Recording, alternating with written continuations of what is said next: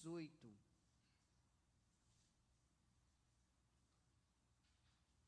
Filipenses capítulo 2, do versículo 12 até o versículo de número 18.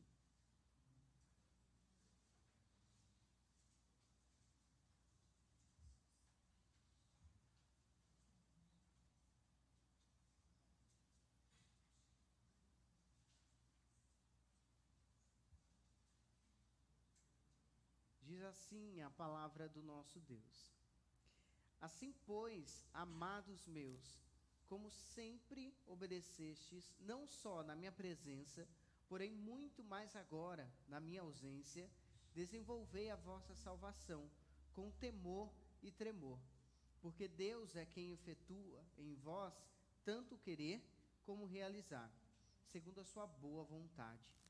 Fazei tudo sem murmurações nem contendas, para que vos torneis irrepreensíveis e sinceros, filhos de Deus, inculpáveis no meio de uma geração pervertida e corrupta, na qual resplandeceis como luzeiros no mundo, preservando a palavra da vida, para que no dia de Cristo eu me glorie de que não corri em vão, nem me esforcei inutilmente. Entretanto, mesmo que seja eu oferecido por libação sobre o sacrifício e serviço da vossa fé, alegro-me e com todos vós me congratulo.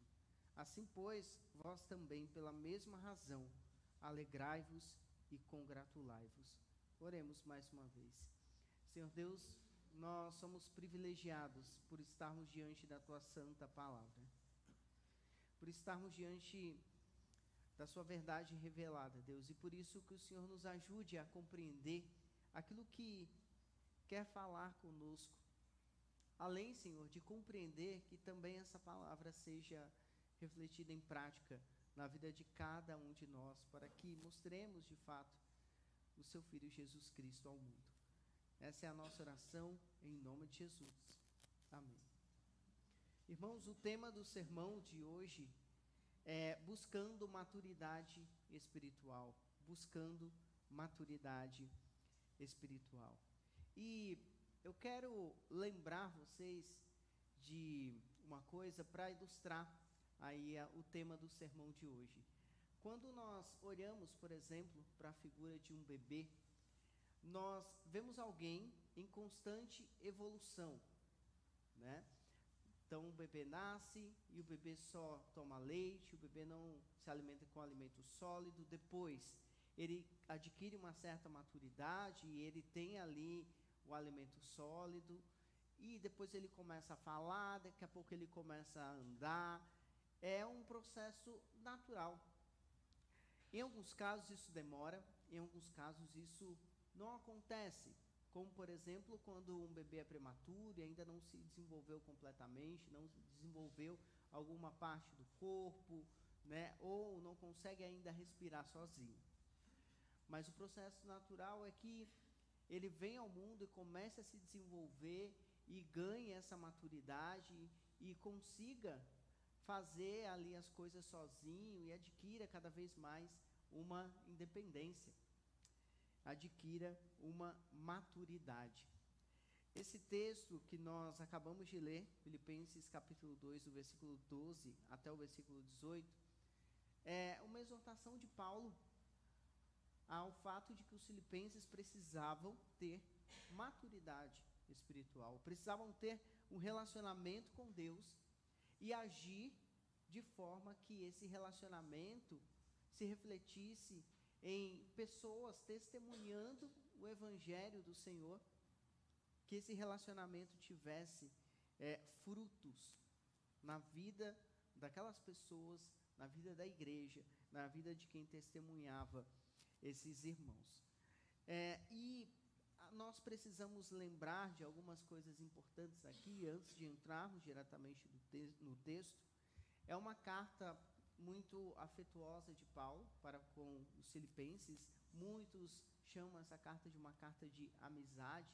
Ele não deixa de exortar os irmãos, até como ele faz aqui nesse texto especificamente, mas é inegável que ele tinha um carinho especial, tinha muita saudade, muita gratidão pelos filipenses.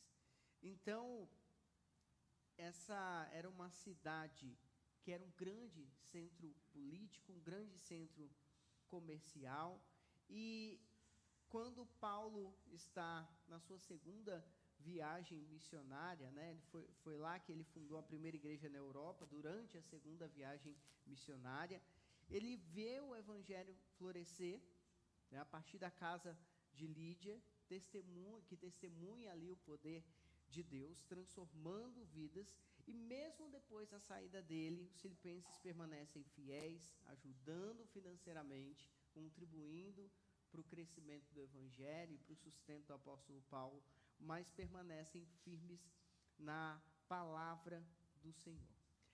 E é nesse contexto que ele dá essas orientações. Ele não está falando, vocês precisam se converter, vocês precisam ter o Senhor Jesus como Senhor e Salvador, mas ele está falando, vocês precisam crescer. Vocês já nasceram de novo, mas vocês precisam crescer. Diante disso, o texto traz 3 orientações, 3 atitudes que nós precisamos ter para buscar essa maturidade espiritual. A primeira atitude está no versículo 12 e versículo 13. Obedeça à vontade de Deus. Obedeça à vontade de Deus. O versículo 12 diz assim: assim, pois, amados meus, como sempre obedecestes, não só na minha presença, porém muito mais agora na minha ausência, desenvolvei a vossa salvação com temor e tremor. Então, ele vinha falando com esse povo, né? Não é uma orientação que começa aqui, ainda no capítulo de número 2, do versículo 1 até o versículo de número 11, ele vem dando algumas orientações, e ele chega aqui e diz: olha, vocês sempre obedeceram, como sempre obedecestes. E quando ele fala isso, ele não está falando de algo pontual, mas ele está dizendo, vocês obedecem ao Senhor. Ele está falando sobre um fato, uma coisa que acontece já há algum tempo e que se mantém em evidência, se mantém acontecendo. Vocês obedecem ao Senhor. E esse povo, que era um povo obediente a Deus, não obedecia a Deus por conta de alguma circunstância, mas a ideia aqui era de um povo que vivia obedecendo a Deus. Não obedecia a Deus eventualmente, pontualmente. Não era um povo que obedecia a Deus só no domingo, só quando tem culto, eu vou lá e obedeço a Deus, e hoje eu vou tentar fazer alguma coisa certa, e eu vou tentar fazer tudo de acordo com aquilo que Deus quer. Mas era um povo que vivia obedecendo a Deus, que vivia em obediência constante. Irmãos, essa não é uma obediência fruto de algo mecânico ou de alguém que faz algo por uma simples obrigação. A ideia aqui não é a ideia de, por exemplo, um adolescente que a mãe fala assim, vai lavar a louça, e está bravo, está nervoso, porque não quer lavar a louça, não quer lavar o banheiro, e ele vai lá e faz, mas ele faz de qualquer jeito, né? A louça fica mal lavada, o banheiro mal lavado, porque ele fez de qualquer jeito. A ideia aqui não é essa, não é de um povo que faz algo por obrigação, mas faz algo porque tem um relacionamento com Deus. Então, essa obediência constante é um fruto de um relacionamento com Deus. Isso nos mostra que nós precisamos obedecer o nosso Deus. Precisamos obedecer ao Senhor. Mas não uma obediência por obrigação. Não uma obediência porque, eu sei que é aquilo que eu tenho que fazer e pronto. Não que em todos os dias da sua vida você transborde de vontade de fazer aquilo que você tem que fazer. Mas quando nós nos relacionamos com Deus, a obediência é uma consequência desse relacionamento. Quando nós nos relacionamos com Deus, a obediência é uma consequência desse relacionamento. E nós passamos a ter prazer em obedecer a Deus. Não é um fardo, mas é um privilégio obedecer ao Senhor, e nós passamos a entender isso. Então Paulo, ele queria deixar clara a necessidade de os filipenses obedecerem, independente de qualquer circunstância, e isso incluía a presença ou não do apóstolo Paulo. O restante do versículo 12 diz, né, não só na minha presença, porém muito mais agora na minha ausência. Então, a ideia é, estando eu aí ou não, vocês precisam obedecer. Vocês precisam fazer a vontade de Deus, porque Paulo transmite a mensagem de que eles estão obedecendo a Deus e não ao líder que está ali. A ideia é como se ele estivesse orientando eles a obedecerem a semana inteira e não só no domingo, quando eles encontram o pastor da igreja. Porque o pastor deles estava orando eles durante a semana toda e eles precisavam obedecer. Sabe a ideia de alunos que só obedecem quando o diretor aparece na sala, o vice-diretor muito bravo, aquele inspetor bravo aparece na sala? É algo parecido. Tem alunos que só obedecem com determinadas pessoas. Mas quando Paulo diz que eles são obedientes, não só na presença, mas muito mais agora na ausência, isso mostra que a obediência deles está relacionada ao fato de que eles entendiam que isso era uma consequência do relacionamento com Deus. Eles mostravam uma maturidade, eles mostravam que era uma obediência real ao Senhor. Eles também mostravam, irmãos, além dessa consistência em obedecer, mostravam uma independência. Não dependia da presença de alguém, mas eles sabiam que o Senhor era quem estava ali. Paulo, nessa carta, já havia lembrado os filipenses a respeito do modo como eles deveriam se comportar. No capítulo número 1, no versículo 27, ele diz assim: vivei acima de tudo por modo digno do evangelho de Cristo, para que, ou indo ver-vos, ou estando ausente, ouça no tocante a vós outros que estáis firmes em um só espírito, como uma só alma, lutando juntos pela fé evangélica.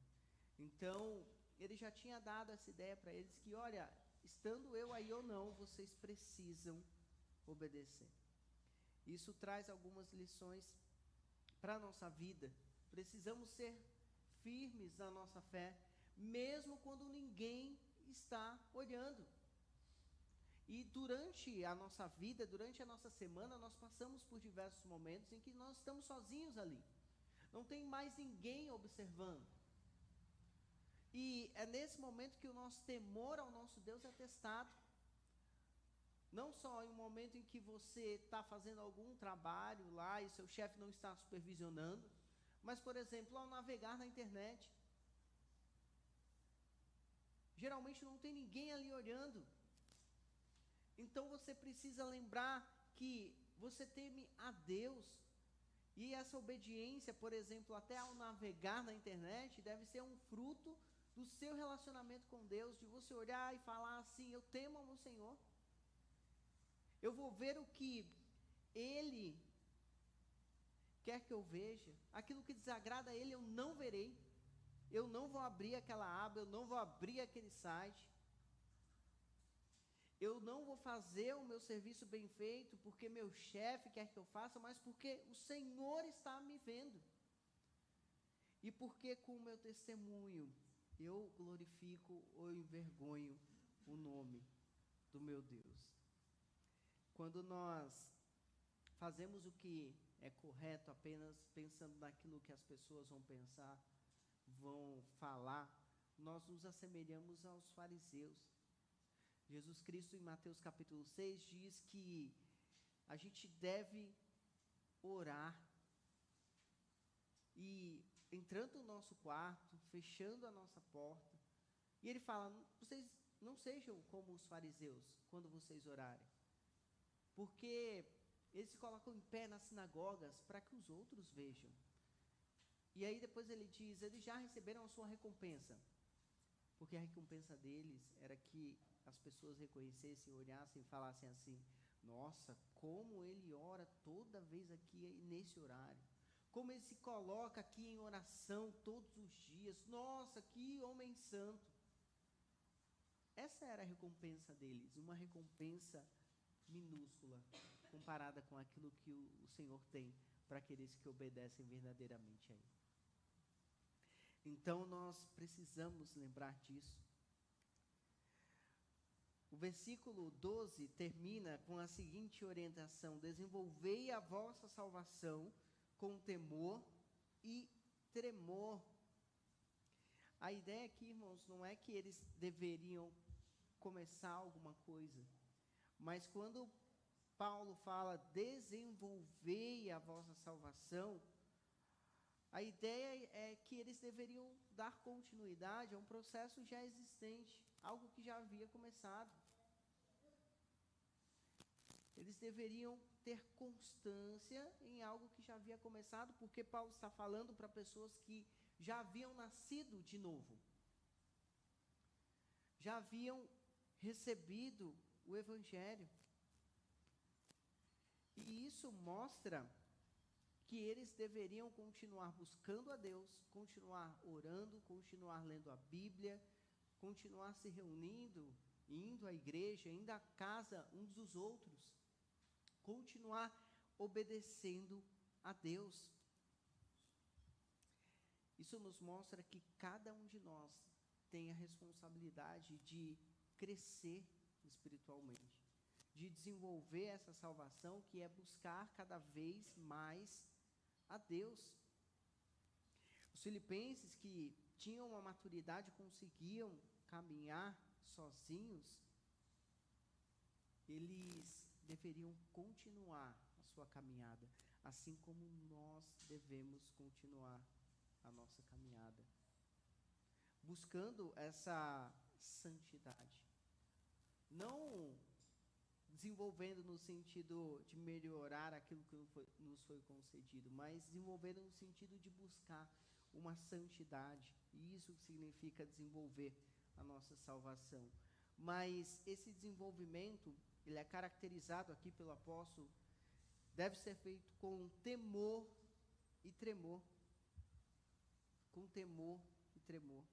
Um caminho para buscar esse desenvolvimento e essa maturidade é o nosso temor e o tremor a quem nos concedeu a salvação em Cristo Jesus. O modo como nós devemos fazer isso é nos submetendo com temor à vontade de Deus. É sabendo aquilo que Ele quer que nós façamos e fazendo a vontade dEle. E nem sempre a vontade dEle, no momento, será agradável para nós. Há coisas que Deus quer que nós façamos que não serão agradáveis naquele momento. Afinal, não foi agradável para Jesus Cristo morrer na cruz, por exemplo. Não foi nada agradável.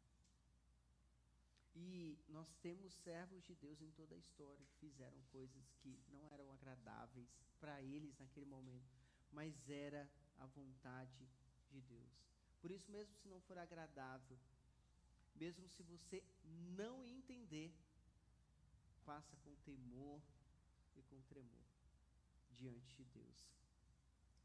Então, isso se relaciona, irmãos, com todos nós. A você que é jovem, você tem a responsabilidade de obedecer a Deus e de desenvolver essa salvação. Você que é mãe, você que é pai, também tem que buscar isso. Até mesmo você que é adolescente deve buscar essa autonomia já de desenvolver essa salvação. Isso envolve todos nós. Ainda nessa orientação de obedecer a vontade de Deus, o versículo 13 nos diz: porque Deus é quem efetua em vós tanto querer como realizar, segundo a sua boa vontade. Irmãos, a ideia aqui é de algo que está acontecendo no momento. É uma ação de Deus que acontece neste momento. Quando Paulo diz, é Deus quem efetua em vós o querer como realizar, ele está falando de algo que acontece constantemente, está acontecendo agora na vida daquele que foi alcançado pelo Evangelho. E é Deus quem executa essa ação. É Deus quem faz tanto querer como o realizar, e Ele faz isso neste momento, a partir do momento em que você tem a Ele como seu Senhor e Salvador. E esse é o motivo pelo qual é possível desenvolver essa salvação. Esse é o motivo que leva os filipenses a obedecer à vontade de Deus, mesmo Paulo não estando ali. Eles conseguem fazer isso não porque eles são bons, porque eles são super crentes, porque eles têm alguma capacidade que outras igrejas não têm, mas eles fazem isso porque isso é obra do Senhor.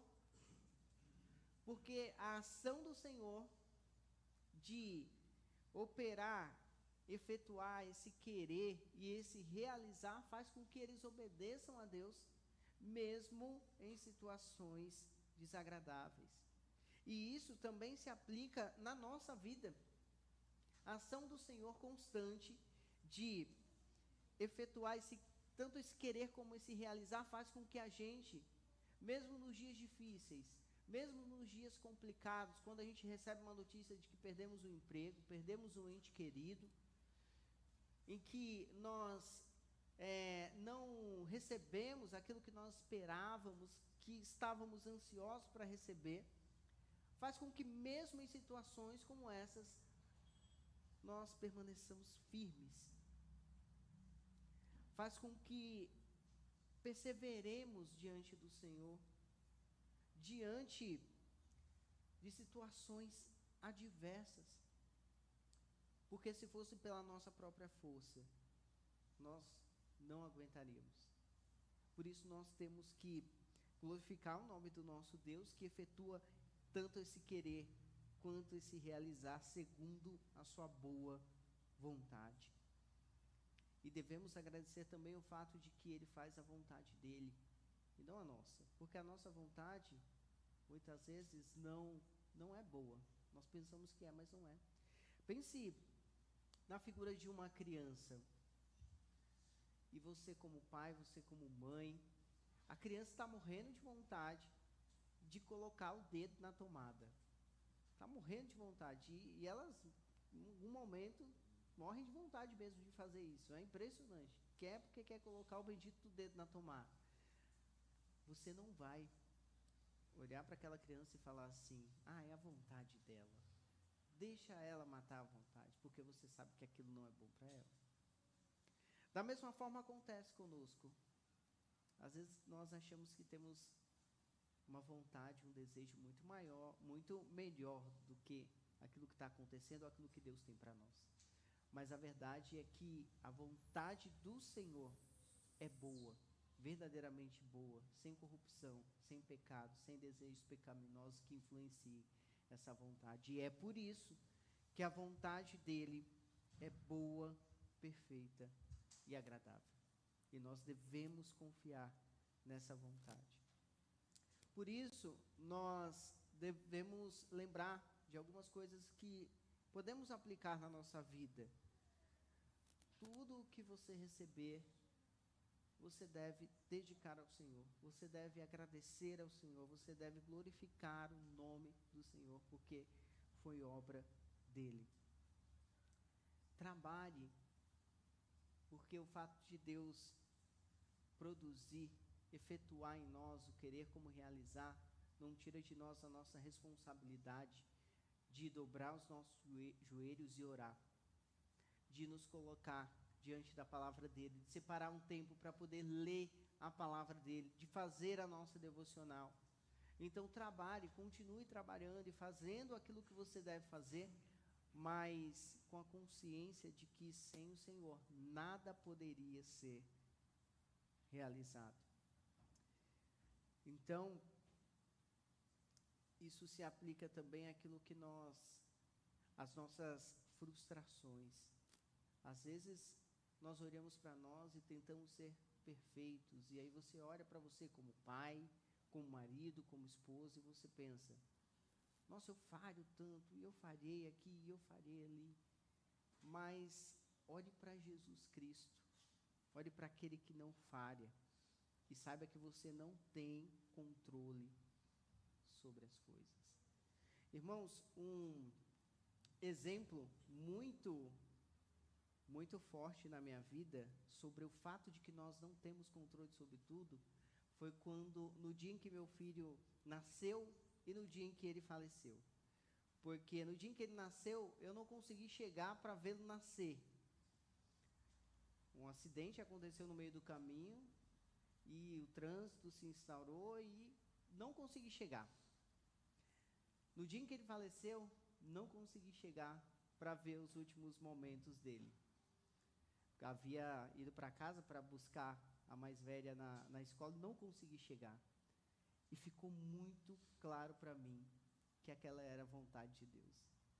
Nem se eu pegasse um avião, um jato, nem se não tivesse trânsito, eu não teria chegado, porque Deus quis dessa forma.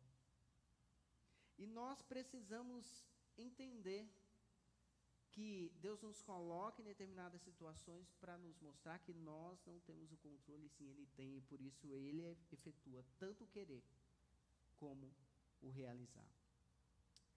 Então, nós vimos a primeira atitude para buscar maturidade espiritual, que é obedeça à vontade de Deus. A segunda atitude, no versículo 14 ao versículo 16, apresente Cristo ao mundo, apresente Cristo ao mundo. O versículo 14 diz, fazei tudo sem murmurações nem contendas. Paulo aqui está orientando os irmãos a não fazer uma vez ou outra.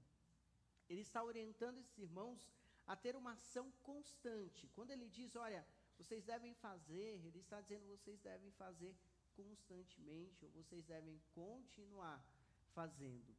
E isso não se limita a uma coisa ou outra. Quando ele diz fazer tudo, ele está falando da vida cristã. Ele não está falando, você deve fazer tudo na igreja sem murmuração. Você deve fazer tudo quando você estiver com algum irmão da igreja sem murmuração. Mas ele está falando, você deve viver. Tudo que você fizer na sua vida deve ser sem murmuração. E esse é um grande desafio. Um grande desafio. Porque nós somos muito levados a murmurar e a reclamar. Há pouco tempo nós morávamos no Cantinho do Céu, faz mais ou menos uns 6 meses quase, né? E era muito longe do seminário, muito longe também da igreja onde nós congregamos no Jabaquara, né? Então, chegava às vezes a 2 horas, dias como hoje, por exemplo, que tem corrida, ixi. E a gente se mudou para o alojamento do seminário e nós passamos a gastar para a igreja mais ou menos 10 ou 15 minutos, para o seminário uns 20, 25 minutos. E na segunda vez que nós estávamos voltando da igreja, a gente pegou um pouquinho mais de trânsito. E aí eu falei assim, poxa, nossa, hoje está complicado, hein? A gente vai levar uns 10, 20 minutos a mais. Aí a minha esposa olhou para mim e falou assim, a gente levava 2 horas. Falei, é verdade. Porque nós somos tentados a reclamar das coisas e a não reconhecer aquilo que Deus faz por nós, né? Superestimamos, na verdade, as coisas ruins que acontecem na nossa vida. Então, A orientação de Paulo não é uma ação pontual ali na igreja ou em alguma circunstância. Não é um comportamento que deve existir em um ambiente, em outro não, mas é um modo de se viver. Tudo que vocês fizerem deve ser sem murmuração. Viva sem murmuração nem contendas. No versículo 15, ele mostra o objetivo disso. Para que vos torneis irrepreensíveis e sinceros, filhos de Deus inculpáveis no meio de uma geração pervertida e corrupta. Então, ele está falando, vocês devem agir dessa maneira com um objetivo. Qual o objetivo? Para que vocês se tornem irrepreensíveis. Irrepreensível aqui no sentido de que você não dá margem para nenhum tipo de acusação. E olhando para a figura de Jesus Cristo. Olhando para Jesus Cristo, porque ele foi o único irrepreensível. O único homem irrepreensível. Quando nós olhamos para diversos personagens bíblicos, nós, por mais que admiremos eles, nós enxergamos falhas. Enxergamos falhas. Eu me lembro de estar aprendendo na escola dominical sobre Davi, e eu achava Davi o máximo, tal. Nossa, que herói. Quando descobri que ele adulterou, rapaz, quase que fiquei depressivo. Falei, como assim, mãe? E aí, a gente começou a estudar outros personagens e comecei a entender que nós devemos olhar para Jesus Cristo. Não que a história de Davi não tenha nada que se ensinar, mas nós aprendemos que Jesus Cristo é o exemplo de pessoa irrepreensível que nós temos e devemos ter. E isso tem um porquê, tem um objetivo. Essa atitude e esse exemplo deve ser porque nós devemos nos encontrar filhos de Deus, inculpáveis no meio de uma geração pervertida. A ideia de ser irrepreensível está ligada com o fato de sermos filhos de Deus.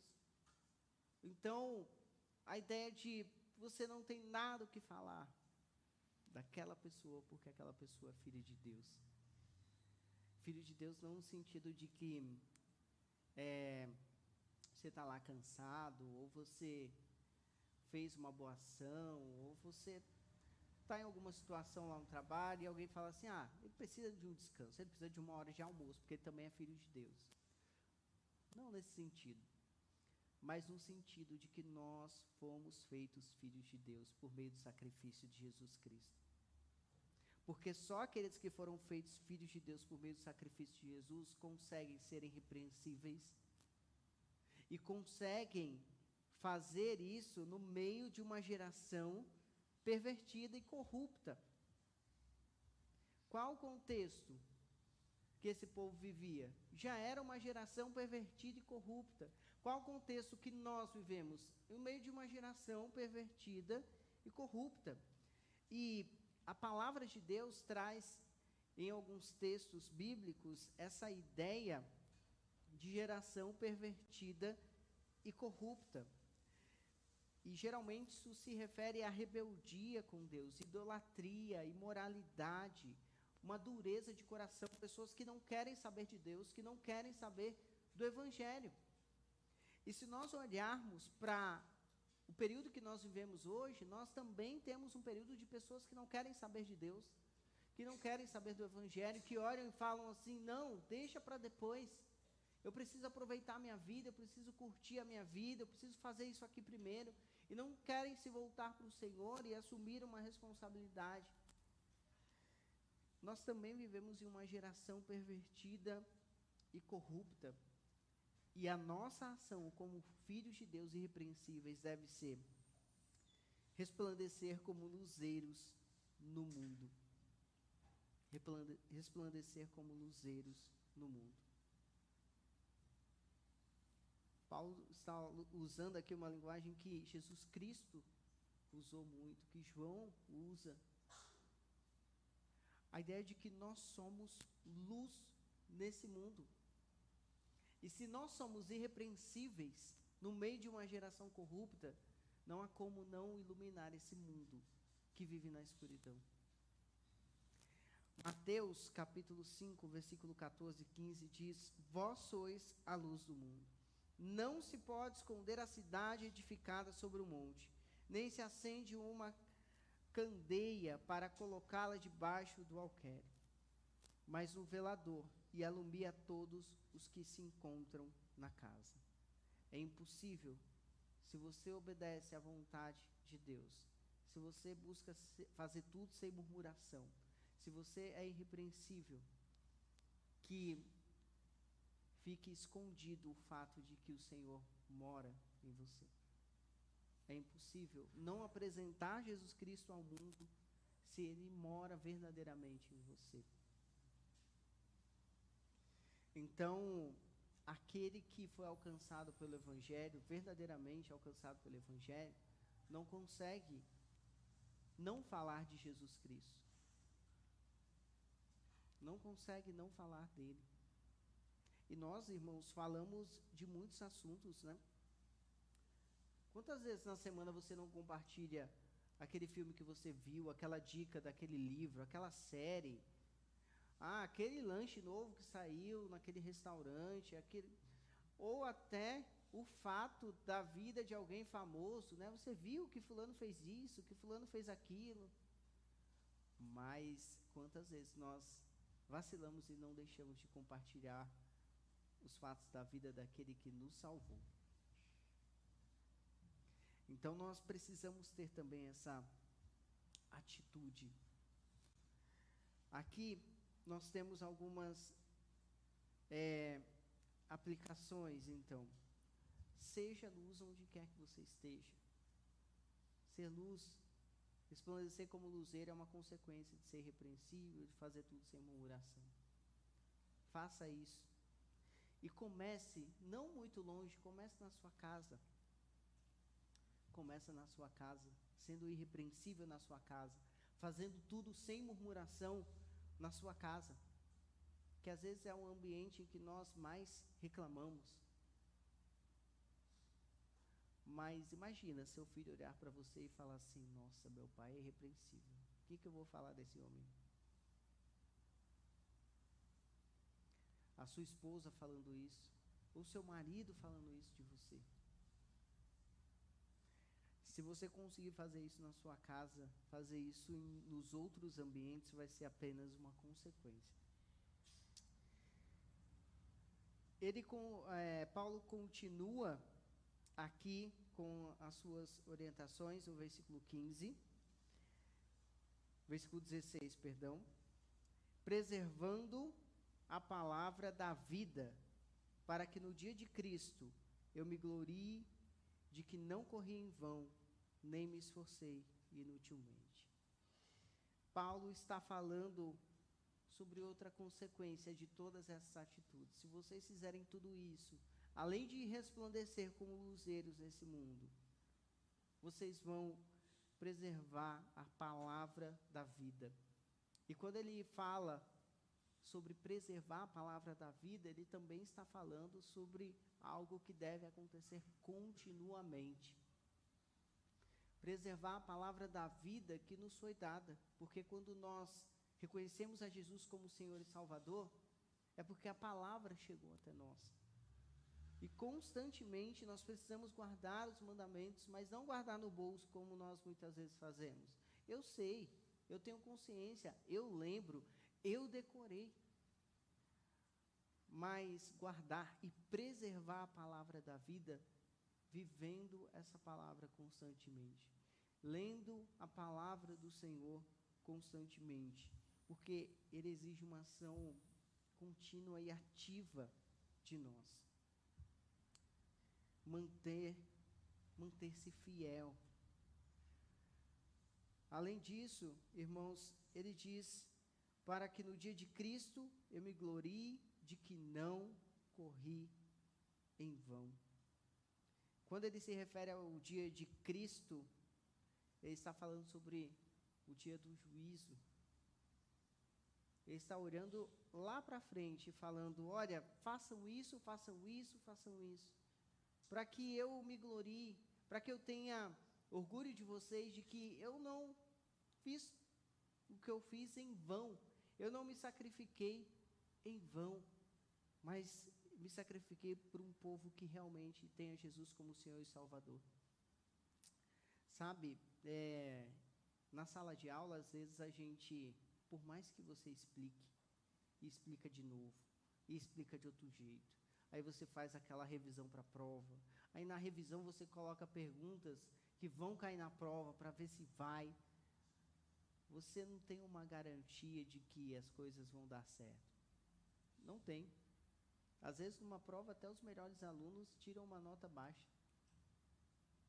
Mas, quando o Senhor nos manda fazer algo, viver de uma forma, Ele não nos abandona, Ele dá todas as ferramentas que nós precisamos para executar aquela tarefa. E Paulo fala aqui como alguém que havia ensinado esse povo e mostrado o caminho pelo qual esse povo deveria andar.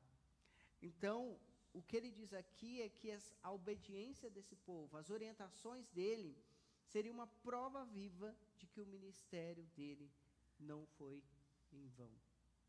Ele não está falando aqui de uma autoexaltação, quando ele diz, para que eu me glorie, mas ele está falando em se alegrar diante de Cristo, mediante o fato de que ele pregou a Jesus Cristo, e as pessoas foram alcançadas e as pessoas começaram a viver de um modo diferente.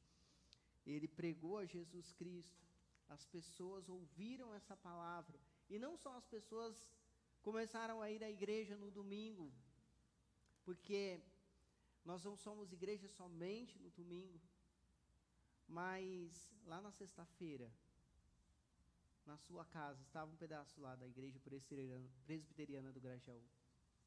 Ah, onde é que está a igreja presbiteriana do Grajaú na segunda-feira? Está na sua casa, está no seu trabalho também, glorificando e exaltando o nome de Deus por meio das suas atitudes. Então, o que Paulo diz é isso. Vocês são a prova de que o Evangelho é a palavra de Deus, dá frutos, e de que eu não me esforcei inutilmente. Então, nós chegamos agora na última orientação, no versículo 17 e versículo 18.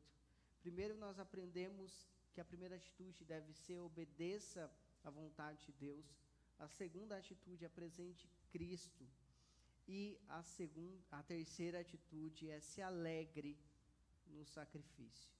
Diz assim o versículo 17: entretanto, mesmo que seja eu oferecido por libação, sob o sacrifício e serviço da vossa fé, alegro-me e com todos vós me congratulo. Ele expressa aqui, Paulo expressa uma possibilidade real. Ainda que a vida dele seja sacrificada, ainda que custe a vida dele,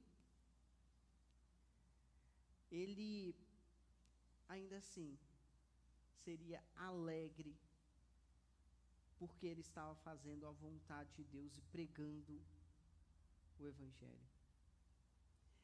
A ideia de libação aqui é uma ideia que vem do Antigo Testamento, né, em que se derramava um vinho sobre um sacrifício principal. A ideia aqui, então, é que o sacrifício principal é pela fé desses irmãos.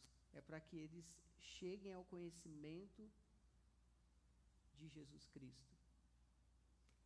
Então, Paulo está sacrificando a sua vida, arriscando a sua vida para que aqueles irmãos tenham o conhecimento do Evangelho. Ele está abrindo mão de si para que os irmãos tenham o conhecimento do Evangelho. Então, o foco aqui não é o sofrimento de Paulo, não é Paulo como um ídolo, mas isso apenas coroa a fidelidade dessa igreja. Ele não se sacrificou, à toa. E ele demonstra alegria, alegro-me e com todos vós me congratulo. Ele se alegra, irmãos. Quando nós fazemos algo para o Senhor, nós devemos nos alegrar. Mas se nós vivemos para o Senhor verdadeiramente, apesar das coisas que acontecem de ruim na nossa vida, nós devemos olhar para a eternidade. Para a eternidade. E essa deve ser a nossa maior alegria, saber que Jesus Cristo morreu na cruz e por isso nós temos a vida eterna. Mas às vezes a gente subestima isso. Às vezes nós subestimamos. Somos infelizes mesmo se nós entendemos que a nossa vida se resume a esse mundo. Seremos infelizes se nós acharmos que a nossa vida se resume a esse mundo. Mas se nós entendermos que temos a vida eterna em Jesus Cristo, então nós entenderemos que mesmo se você perder um ente querido, mesmo se você ficar doente, a sua vida não se resume àquilo. Só há consolo em meio às aflições, em meio ao luto, em meio à perda de alguém, se você confia verdadeiramente que Jesus Cristo é seu Senhor e Salvador. Senão não há em quem se consolar, no que se consolar. Só há consolo em meio às aflições da vida e a passar por dificuldades, e mesmo depois delas voltar a se alegrar, quando você entende que aquela aflição não se compara à aflição que foi poupada por conta do sacrifício de Jesus na cruz. E aquela alegria que o Senhor nos permite não se compara à alegria que nós teremos na eternidade. Então Paulo, ele termina dizendo assim: vós também, pela mesma razão, alegrai-vos e congratulai-vos comigo. Ele chama esse povo a se alegrar. Se alegrem comigo. Olhem o meu exemplo. E o sentido aqui não é apenas uma ordem a começar a sorrir, mas é uma ordem a começar a viver de uma forma diferente. Um chamado para que esse povo agisse também como Paulo agiu. E mesmo que qualquer um deles fosse sacrifício para que as pessoas ouvissem o Evangelho, eles deveriam se alegrar. Eles deveriam olhar para o sacrifício de Jesus Cristo. A ideia de que eles não deveriam ficar tristes se algo acontecesse por amor ao Evangelho, mas alegres porque a palavra de Deus foi pregada e alguém seria alcançado. Por fim, quero lembrar das orientações que nós vimos aqui. Obedeça à vontade de Deus. Obedeça mesmo que não seja agradável para você, mesmo que não seja uma coisa ótima de se fazer naquele momento, mesmo que te incomode, mesmo que você tenha que sair da sua zona de conforto, obedeça à vontade de Deus. Assuma a responsabilidade de apresentar Jesus Cristo. Saiba que é um privilégio, mas é uma responsabilidade. Mas quem tem o privilégio de ter a Jesus como Senhor e Salvador, não vê isso também como uma responsabilidade, como algo pesado e penoso de se fazer, mas vê como o privilégio que Deus nos concedeu, porque só quem foi alcançado consegue transmitir esse Evangelho. E se alegre mediante o privilégio que você tem. Se alegre. Nós precisamos enxergar o fato de termos o Senhor como nosso Salvador, como um privilégio. Porque só quando nós fizermos isso é que nós vamos conseguir crescer espiritualmente. E desenvolver, de fato, essa salvação e buscar a maturidade espiritual. Então, saia da sua zona de conforto. busque ao Senhor. Só você sabe a sua rotina, só você sabe o que você deve tirar ou colocar da sua vida, só você sabe o que você deve fazer na prática, os compromissos que você deve desmarcar, a agenda que você deve fazer para o ano que vem, seus objetivos, né, aqueles que o pessoal começa no dia 1º de janeiro, esse ano eu vou fazer isso, vou fazer aquilo outro. Quantos desses objetivos envolvem o reino de Deus? A igreja, estar presente nas programações, ajudar em alguma coisa que tenha necessidade na igreja, começar a participar da equipe de louvor, ou fazer algo que ajude ali. Quantos dos nossos objetivos para o próximo ano envolvem estar ativos na obra de Deus e crescer espiritualmente? Que o Senhor, então, nos ajude a colocar em prática essa obediência, apresentar a Cristo e nos alegrar, e assim crescermos espiritualmente. Amém.